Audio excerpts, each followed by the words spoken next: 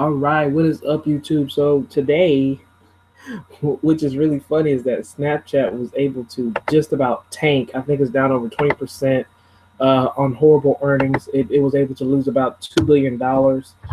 What we know so far from doing research is that, like I said, we will approach these levels right here. If we are not able to break out of this range, we're going to get sent down. And we're going to get sent down hard. Like I said in the video before, pay attention to the support and resistance levels because they are definitely key for a company that is just now reporting their first earnings and showing that the company is still losing money. Now the stock is selling off pretty hard here, and as when the conference call comes up, the stock might see some buyers come back in, but from what we're seeing from the top and bottom line, it does not look good, and we're going to see what the guidance is for the rest of the year. But as of right now, they are saying that competitors are still that huge problem for them. And as we see, Facebook and Instagram are definitely taking some of that market share from them. Even though they did see 5% increase of subscribers for Snapchat, this company is definitely it just might go back down to 10, or it might go down to $10 honestly, because it gets really highly competitive with Facebook and Facebook and Instagram. Mark Zuckerberg, he definitely wants to take this company out since he was not able to buy it. He definitely wants to take this company out. So this chart is definitely not updated. Like I said, it's 20 minutes behind, but Snapchat shares are lower than $18, and it looks like it might go lower. But right now, we're definitely, looking for that conference call to make sure that if this price action is overdone, or if the price action should continue all the way until next week. So this typically how stocks get a handle.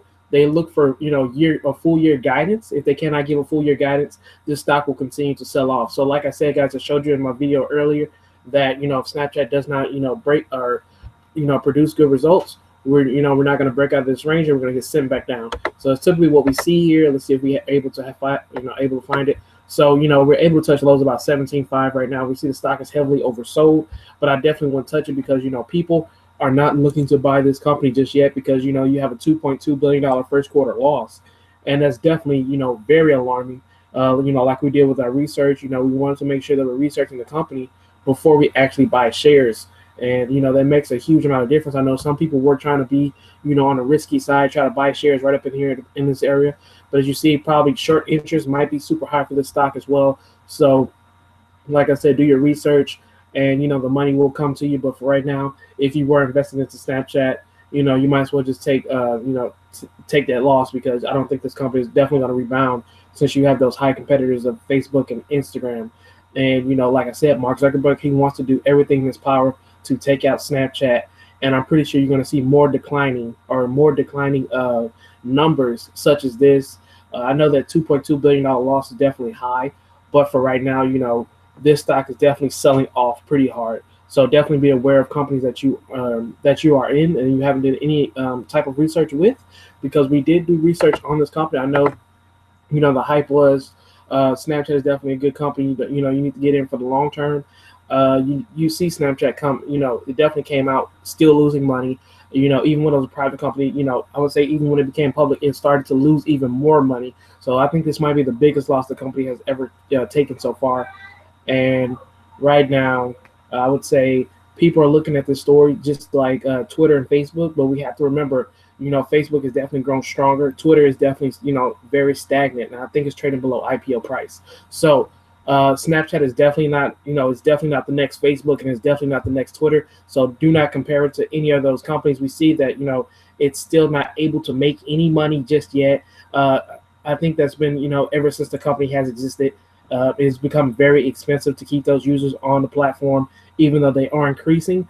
There's just not enough money coming around to cover that cost of per user. So this is definitely alarming for people who are invested in, or who were thinking about getting invested in.